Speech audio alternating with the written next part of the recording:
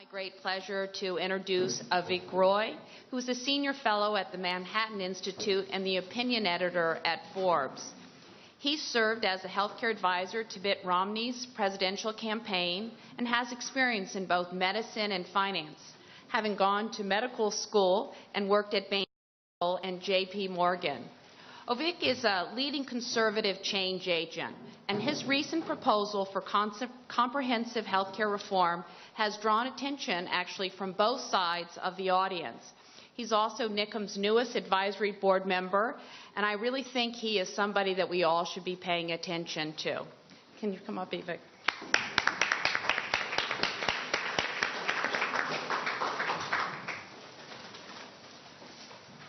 Thanks, Nancy, and thanks to you all for being here. We do still have half a dozen seats up here if anyone wants to come up. I promise we smell okay. I checked. And I'm glad to be the newest member of the NICM Advisory Board and the least accomplished. And so it's an honor to be here with this eminent group. Nancy had asked me to give a summary of this plan that I, with my colleagues at the Manhattan Institute, have put out last month. And the idea behind this plan emerged really from a number of concepts, the most important being that Republicans in general have not united around what to do. The Republicans talk about repealing Obamacare, of course, but they aren't united in what they would do instead. And I think something that I've been thinking about for a long time is what would a free market or market-oriented health care system look like? If we had to draw it up, what would it look like? And what could we do to take the system that we have today, the gamish that we have today, and move it more in that direction? Because as we all know, health reform is really hard work. It's very long-term, and you have to think about the little pieces and the things you can do to gradually move the system in a better direction that would be better for everyone.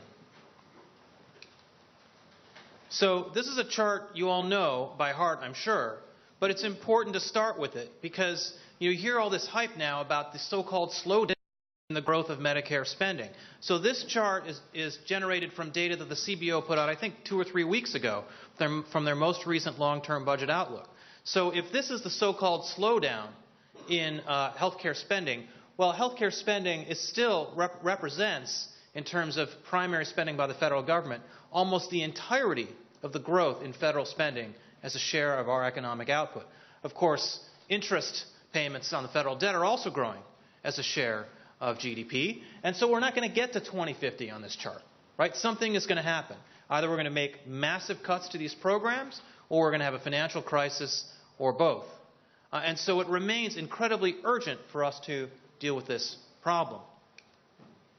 Now, the conservatives, of course, in general, are concerned with the spending component of this problem more than anything else, and this is part of the reason why. The ACA takes the fact that we spend so much on healthcare already and spends more on it. And to conservatives, that's seen as doubling down on what's wrong with the system rather than making it better. You hear a lot of conservatives talk about how Obamacare or the ACA is the government takeover of the healthcare system. But the thing is, if you change the y-axis on this chart and overlay onto it what the federal government was spending on healthcare before, if I can advance the slide here, there we go. That's what we were spending on healthcare before the ACA. So the thing I try to explain when I speak to conservative audiences, if Obamacare is the government takeover of the healthcare system, then what's all this? Right? And it's important, if we're concerned about federal spending and the growth of federal spending and the fiscal instability that's caused by the growth in federal healthcare spending, we have to look at the totality of the problem and not merely the ACA. This is possibly the most important chart I'll show you, and I know it's hard to read, especially from the back. But what this chart is mapping out is per capita government spending on healthcare in the advanced economies. Not total spending, but public spending. The perception that a lot of conservatives have is if we have universal coverage or expand coverage in this country, that means we're going to spend more. That's one of the reasons, if not the main reason, that conservatives have been so concerned about the ACA. But the point of this chart is actually that before the ACA was enacted, or at least before the spending went online, The U.S. was already spending more than all but 2 other countries in the world on a per capita basis. That's government spending on health care. So there's a perception that conservatives have that we had this free market health care system, the best in the world, and then Obamacare came along, was the government takeover. And the thing that I'm trying to drive home with these slides is that the government's been involved in the health care system since at least 1965, you could argue earlier, when Medicare and Medicaid were enacted at the very least. And as a result, government spending on health care is very large, and if we were to repeal Obamacare and replace it with whatever, you still wouldn't really be addressing this problem, which is that public spending on health care is already so high, despite the fact that we have so many people uninsured in this country. So we heard today from Marilyn Tavenner about the fact that the ACA is reducing the uninsured population. And look, if you're going to spend $2 trillion over a 10-year period, hopefully you're going to reduce the uninsured population. I think we would all agree that that's a likely outcome, and if it weren't, we should be really worried. But there are some other things that the ACA ought to have addressed and was certainly advertised to address, but has not. One of those is the fact that health care in America is expensive. The underlying cost of health care is so expensive. Uwe, who will follow me up on this dais, wrote the famous paper in, I think, 2004 in Health Affairs called It's the Price is Stupid.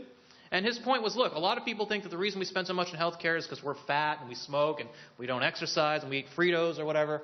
But it's really that doctors and hospitals charge a lot more for health care services in this country than everywhere else. I think we've blamed health insurance companies, we've blamed, again, fat people, but it's really what hospitals charge that is driving the high cost of health care in the United States. And that is not something that the ACA takes head on because there were political risks to taking it head on. Hospitals are, of course, the largest or second largest employer in most congressional districts, and a lot of people were nervous about taking on this problem. This is another problem that's kind of related to that, which is that in response to the fact that Medicare and Medicaid are reimbursing hospitals less and less, hospitals have been consolidating in order to charge private insurers more and more. So we're seeing hospital systems take over entire states and use that monopoly power to charge higher and higher prices. And what happens? Those prices are passed on to the consumer and the taxpayer in the form of higher premiums and higher subsidies for health care. What the light blue line here is showing the number of merger and acquisition transactions in a given year. It spiked up in the 90s when managed care first started to come into the mix. Then it settled in for a bit, and now it's spiking up again in the wake of the ACA. What this red line is showing you is something that's very interesting. So when there's a typical merger, a large merger in the country, the FTC and the DOJ will measure the impact of that merger using something called the Herfindahl-Hirschman Index, or HHI. And if the HHI is above 2,500, and I won't explain what the index is, but if it's above 2,500, the Federal Trade Commission, the Department of Justice consider that to be an anti-competitive merger that creates a near monopoly or oligopoly situation in a particular market, too much market concentration. And they try to litigate or break up that merger. So, for example, with Comcast and Time Warner, or whether it's airlines, this is the metric that the federal government is using to figure out which mergers to try to block or alter. In the average hospital market in the United States, since about the late 90s, that market has been as consolidated as the types of mergers that the FTC and DOJ normally try to break up through antitrust litigation. Which means to say that almost, the majority of hospital markets in this country should be the targets of antitrust litigation, and yet they are not. Here's another really important slide, I think, the second most important slide I'll show you, which is that health insurance is not the same thing as health care. I think we all know this, but it has real life effects on people. So one of the big things that the ACA does is it expands coverage by expanding Medicaid. But a lot of physicians don't take Medicaid. So what this chart is actually 6-year-old data now, so it's gotten worse since then. The orange bars are the percentage of physicians that don't take new Medicaid patients. The light blue, which is I know a little hard to see, is Medicare, and the dark blue is private insurance, and this is by specialty. So you'll see that very few physicians reject private insurance. Most physicians take it. So if you have private insurance, you're fine. Doctors will see you. With Medicare, it's a growing problem that a lot of doctors are increasingly not taking Medicare because Medicare reimbursement rates are not keeping up with healthcare inflation. With Medicaid, the problem is already severe. And so that's one of the reasons why Medicaid health outcomes are so poor. There's a lot of debate in the literature and on the blogosphere between me and a lot of other guys about whether Medicaid is better for health outcomes relative to being uninsured. There is no debate in the literature about whether Medicaid is equal to private insurance. Private insurance consistently and clearly offers higher health outcomes than the traditional single-payer Medicaid program. Here's another thing the ACA does. It actually makes the cost of health insurance that you buy on your own more expensive. Now, if you qualify for the premium support subsidies on the exchanges, which of course many of the people who've signed up for coverage this year do, you're cushioned from this effect to some degree. But a study we've done at the Manhattan Institute, we've looked at this in every county in the United States. If you're a childless adult, because the typical uninsured person is young, that if you're a childless adult and you make more than about $25,000 a year, the subsidy you get is either you don't get a subsidy or you qualify for a subsidy that's too small relative to the increase in the cost of insurance that's driven by the ACA's regulation. So the underlying cost of insurance for you is higher, and then the net cost to you, even with a subsidy, is frequently higher, though not for everyone. So it's called the Affordable Care Act, but for many people it's making health coverage less affordable, not more. So is there a better way? I would argue there is. But it's an important thing, again, for Republicans to contend with, the fact that access to coverage is an important policy goal. Now, the CBO's projections may be wrong about how many people sign up for the Medicaid expansion and the ACA exchanges over time, but the CBO is projecting that by 2017, there will be 36 million people on either the Medicaid expansion or the ACA exchanges. Now, whether the number is 36 million or it's 20 million, it's a lot of people. And Republicans, if they are successful in winning the Senate and holding the Senate and winning the White House, are going to have to contend with what to do here. And I would argue that if you don't have a fairly good plan on how to deal with that, you're never going to make it to the presidency in the first place. So this is a very important challenge, not just a challenge in the sense that it's a problem. It's actually a good thing that health insurance, and that should raise the bar for conservative proposals to offer plans that actually ensure that more people have health insurance, but do so in a more fiscally sustainable way. And here's the other thing from a standpoint of public polling that's very important to understand. So the ACA is unpopular consistently in polls, has been for years, confounding a lot of experts on political strategists who are convinced that once the ACA was enacted, it would become more popular. In Nancy Pelosi's famous words, you have to pass the bill to find out what's in it. Now, people have not warmed to the law, but that doesn't mean that they necessarily support repeal. In this bar graph, what you're seeing is the orange and the red, the dark orange and the light orange are people who support repeal. The light orange is repeal and replace with a Republican-sponsored alternative, and the dark orange is repeal and go home. And the light blue is keep the law in place and work to improve it, and the dark blue is keep the law as it is, it's perfect. You can see independents and the total group, there's a large plurality that supports, this is a Kaiser poll, that supports keeping the law, not formally repealing it, but making changes to it.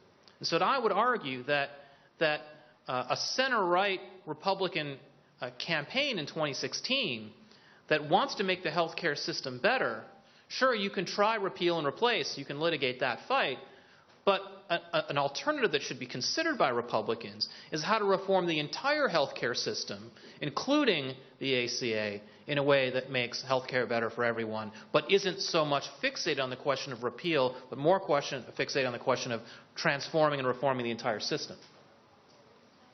So let's go back to this chart. One of the things when I started studying international healthcare systems in terms of public spending that I was really struck by is you see charts like this from left of center health economists all the time. See, this goes to show if you have single-payer healthcare like Canada, say, or the UK, you can save money compared to what the U.S. spends, and that's true. But what you don't often hear from the left of center economists is that the most market-oriented healthcare systems in the world do actually much better on this metric than the single-payer systems do. So Singapore is the bottom one here, and Switzerland is the third one. Singapore in 2011 spent $851 per capita, that's government spending on health care, compared to $4,160 in the United States. Now, Singapore is a small country, has a very different political system, obviously, than the U.S., but it's doing a lot better than Europe. So why is it doing a lot better than Europe? A large part of the reason is because they have some consumer-driven elements to their system that are quite powerful. Same with Switzerland. So in Switzerland overall spends a fair amount on health care. But in terms of public spending on health care, which is very important, again, to conservatives in terms of the fiscal sustainability of your health care system, Switzerland's system does quite well. Why? Because they have something a lot like the ACA exchanges, but for everyone. There is no public option. There is no government-run insurer. There are premium support subsidies for low-income people, but not for upper-middle and upper-income people. And actually, it's not only interesting that Switzerland and Singapore offer us lessons of real-world examples of how consumer-driven health care have been implemented in other countries to great effect in terms of the fiscal side of things. But Paul Ryan's plan to reform Medicare also borrows from Switzerland. Paul Ryan's plan actually institutes a Medicare exchange in which there would be premium support subsidies, in which seniors could shop for the plan that they liked, with some means testing and some adjustment for health status. So there's actually a fair amount of convergence between what Paul Ryan is proposing and what Mitt Romney campaigned on in 2012 for Medicare and what the ACA does for the low-income uninsured population. So why don't we just take the ACA exchange model and use that to reform Medicaid and Medicare? If we did that, we could address all these problems at once. So what I propose in this Manhattan Institute plan is effectively a 4 or 5-step process that has a lot of details to it, because anything that involves healthcare has to confront all of the mitigating circumstances that affect individual people and make sure that you're minimally disrupting or minimally harming people through the changes that you make. But the first and most important thing that we have to do is actually make the exchanges, the vehicles for tax credits to subsidize coverage, allow that market to actually function like a true market, where people can actually choose the health care plans they want to buy instead of buying a plan that the federal government is dictating to them they must buy. So there's a number of ways you can do that. I think a lot of people have felt that in order to address the issue of pre-existing conditions, you have to have an individual mandate. That's not actually true. There are different ways to structure the insurance market at the individual level that allow you to not have an individual mandate, which I personally believe is a constitutional injury, but still offer health coverage to people who have pre-existing conditions. The main issue to deal with is the fact that under the ACA, young people have to pay a lot more for health coverage than they would in a true market. And so if you actually relax the age rating standards in the ACA so that young and healthier people can buy coverage that's appropriate to them and have more flexibility in the type of benefits that those plans can cover, you can drive down the cost of health coverage and do so in a way that doesn't require an individual mandate. The second thing you do is Medicare reform, which is actually the simplest part of the plan. All you do is raise the retirement age over time, gradually, of Medicare. So today it's 65. If you increase that by 4 months a year, what does that do? That means that people who are on Medicare today stay on Medicare. They've already passed through that threshold. But a guy who's my age might only qualify for traditional Medicare, single-payer Medicare, when he's in his early 70s. But you know what? When I'm 64, if I'm on an exchange-based plan, I stay on that plan when I'm 65. If I'm on employer-based coverage when I'm 64, I can keep working if I want to and stay on that plan when I'm 65. Or I can shop for coverage on my own. So it's not disruptive to people who are nearing retirement because they can stay on the plans that they're already on while still making the system meaningfully fiscally solvent. So this approach would do a lot. It would effectively completely solve the fiscal crisis and the deficits that Medicare is generating, because it would ensure that Medicare remains permanently solvent for the population that's on Medicare today. And we can merge into that kind of reform some of the bipartisan Medicare reforms that have been proposed by people like Tom Coburn and Joe Lieberman and Simpson Bowles and the Bipartisan Policy Center. There's a whole collection of things that are relatively common sense proposals to reform the traditional Medicare program in ways that people appreciate. The next part is Medicaid. So if we migrate people who are on Medicaid today for acute care insurance, so traditional, basically poor people who need health coverage, traditional health coverage, you migrate those people onto the exchanges. You can offer them better access to physicians, better coverage, and better quality health outcomes. And in order to do that, what you're basically doing is saying the federal government should take the full funding responsibility for that population. The way to make that a fiscally neutral swap, and this is something that other people have proposed, the Urban Institute has proposed this as well, is to have long-term care managed by the states. The funding levels would be prescribed in law, in congressional statute, but they would have the freedom to run those programs the way they wanted. That would eliminate a lot of the perverse incentives we have in the Medicaid program today, where states game the system to get more money from the feds, and feds game the system to offload costs onto the states. This way, each side would have a distinct program that they were involved in, and particularly for that low-income acute care population, they would be able to make more money and know that they wouldn't have to change their insurance plan. It would eliminate this problem of churn between Medicaid and the exchanges and employer-based coverage. Finally, there's a lot of other things we have to do. We have to tackle this problem that I mentioned early on about hospitals charging a lot more money for their services than their peer groups do, and that really need to be justified by the underlying cost structure of the way hospitals work. So the first thing we have to do is increase the amount of competition there is in the system. We've got to be more vigorous about antitrust. We've got to be more flexible in the way we allow people to seek health care services in other states and in other countries, medical tourism. And it would be nice to integrate the VA system into this. Allow veterans the option of choosing exchange-based coverage, and allow VA hospitals to take civilian patients. In doing so, if the VA hospitals are as good as Philip Longman and Paul Krugman think they are, then they should be able to win, and they should be able to serve those patients more cost-effectively than the traditional private market can.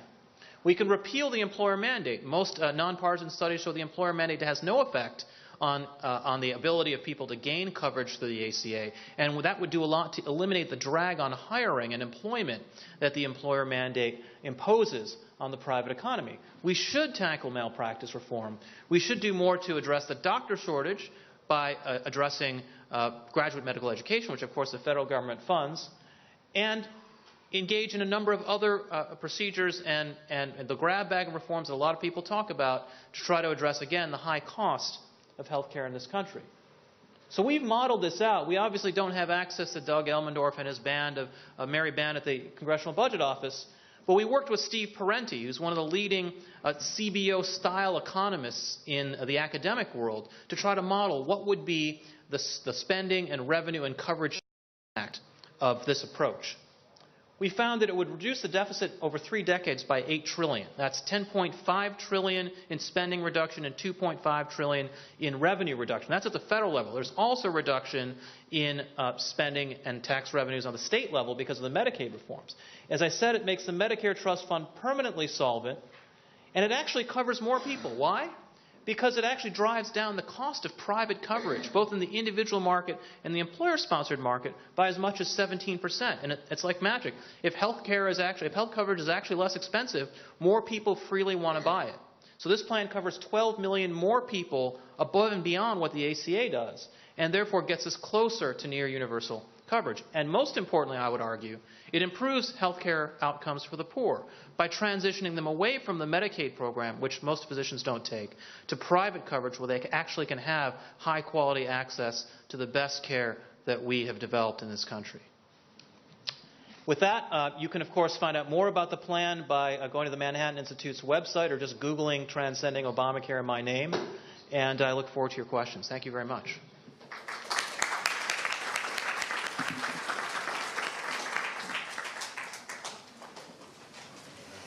Thank you very much, Avik, for that.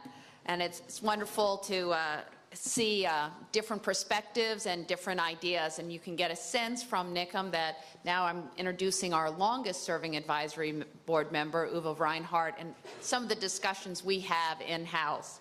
So it's now my pleasure to introduce Uwe Reinhardt as the James Madison Professor of Political Economy at Princeton University.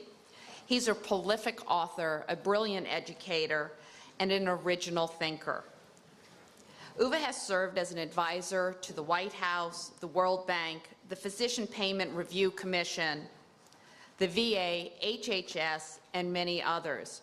His work reaches a large audience as he is a regular contributor to the New York Times. I think we all look forward to reading your posts and blogs, Uwe. With that, would you please come up?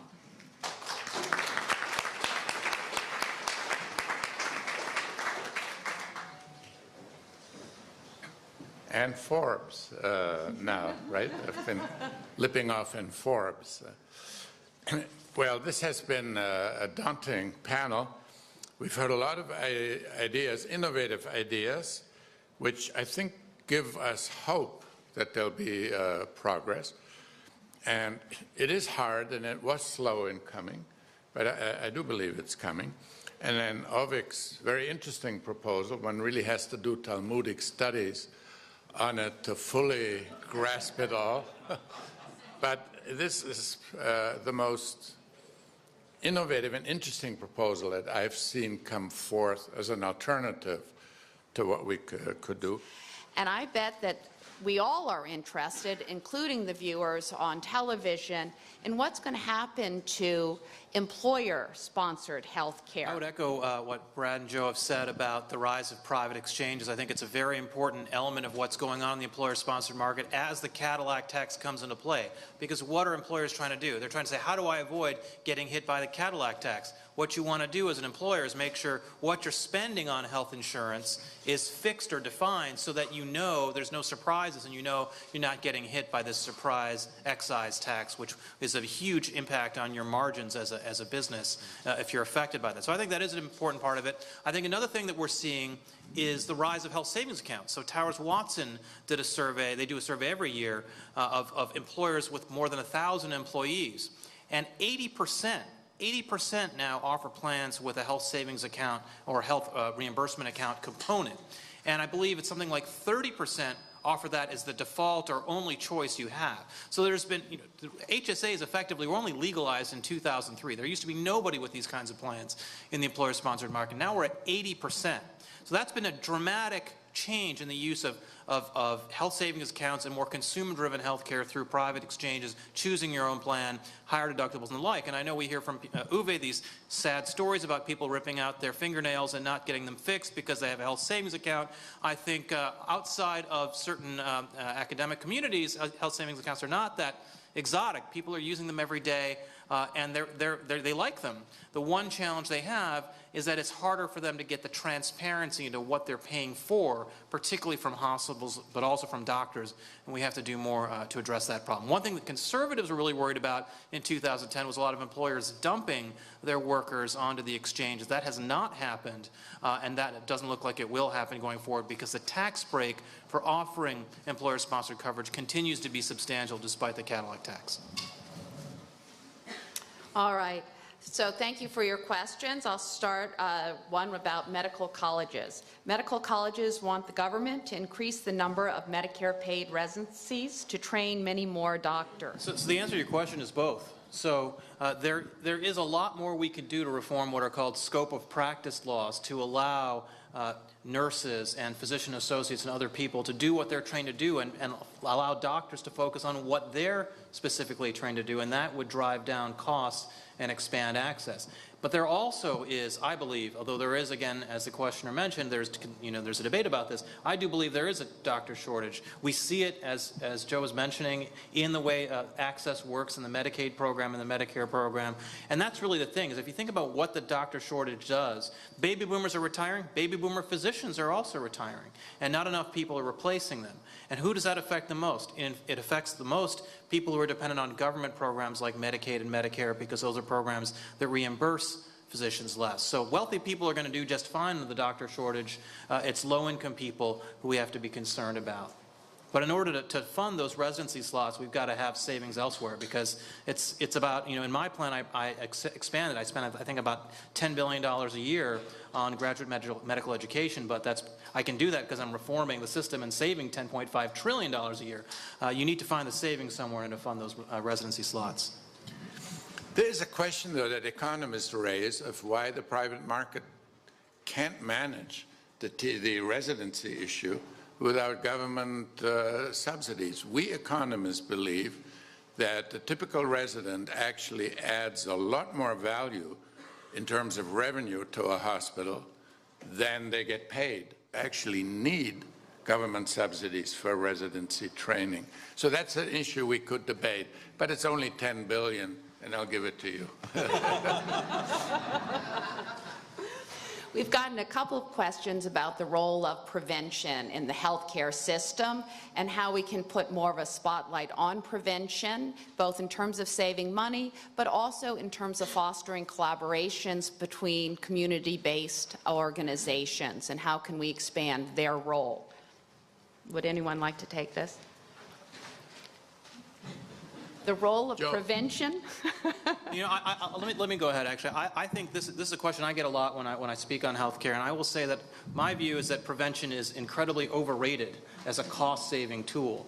Think about it this way: if we gave mammograms to every 22-year-old woman in America, we wouldn't actually save any money, right? We'd spend a lot of money on mammograms, and about 0.2% of 22-year-old American women have breast cancer, and we'd have a lot of false positives as well. So just because you deploy a test doesn't mean you save money. That's number one. Number two, we all have to die of something, right? So yes, can you extend life? You can. But just because we live longer doesn't mean healthcare suddenly becomes cheaper. Actually, if you look at the countries with the longest life expectancies, they also happen to be the ones that spend the most on healthcare. And so while it may be a good thing to increase the amount of prevention we have in society for a public health point of view, it's heavily arguable as to whether prevention actually saves money, and we should really be clear when we think through how to use preventive services that we shouldn't expect a lot from the fiscal side. We should do it because we think it's better medicine. We have another question from the audience on medical innovations and what role they're going to play in the future. And there are some controversial things going on right now with drugs, and I'll throw it out to the panelists. What do you see about the future of medical innovations? It's going to be like prevention, it's going to depend on what a thing you're talking about specifically, but in general, can you address medical innovations?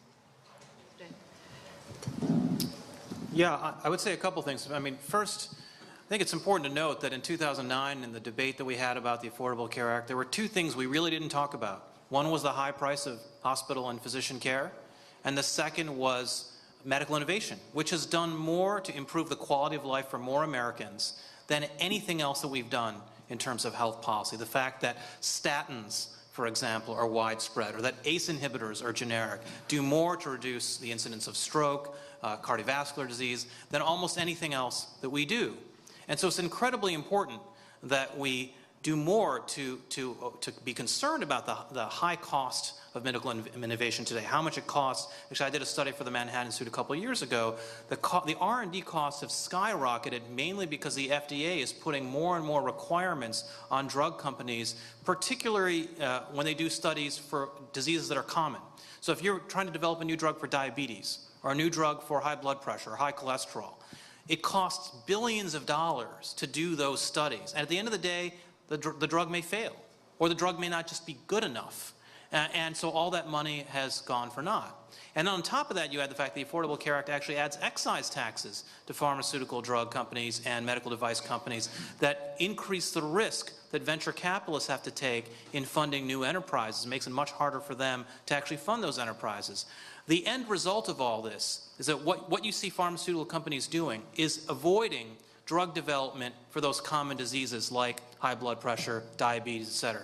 What they're doing is they're developing drugs for ultra-rare diseases, like a rare genetic mutation for lung cancer, or a children's disorder that affects 4,000 people in America. Why? Because the FDA is probably not going to block your drug that affects 4,000 children. You're not going to be called in front of Congress if that messes up, whereas if it's Vioxx, you will be. So the regulatory burden is lower, and the pricing power, if you're the drug company, is much higher. You can charge $100,000, $200,000, $300,000 a year for the product, and insurers pay for it because no insurer wants to be the bad guy saying, no, your kid with a genetic disorder can't get that drug that saves his life. So that's what's happening. There's a lot of perverse incentives in the way we've set up the system that basically are driving drug companies to develop drugs for ultra-rare diseases and not the diseases that actually affect most Americans. And there's a lot we can do to change that. Great. We are running out of time, and again, as we mentioned, we have a much broader audience here than just who's in this room. So at this time, I'd actually like to invite each of the panelists to make a closing short remark. You know, last week, I was asked to speak at the Americans for Prosperity Defending the American Dream Summit, which, for those of you who don't know, Americans for Prosperity, they're the big Koch brothers outfit. that has grassroots activists from all over the country. They came in by the busloads, 3,000 of them. Ted Cruz had spoken on the second day of the conference and said, "We will repeal every word of Obamacare." And there was a 1-minute-long standing ovation for Ted Cruz. The day before, I spoke to a subsection of that group, and I gave the talk pretty much similar to the one that I gave you today. And I opened by asking the group, raise your hand if you're on Medicare. And more than half the room raised their hand. I said, guess what? You're on single-payer health care. And they were kind of stunned by that. And of course, this is a group that's very passionate about wanting to repeal Obamacare. The Trojan horse for single-payer medicine in America, you might have heard. So I think what I would urge my conservative brethren to do is we have to do a much better job of explaining to the public that we didn't have a market healthcare system in 2009, 2008, that there were serious problems of access and cost in the healthcare system before 2010. And if our voters believe that repealing Obamacare will fundamentally solve the healthcare problems in this country, it won't. And I don't think that we've done a good job of that, and we have to do a better job of it, and that's on us. Please join me now in a final round of applause for our wonderful panelists.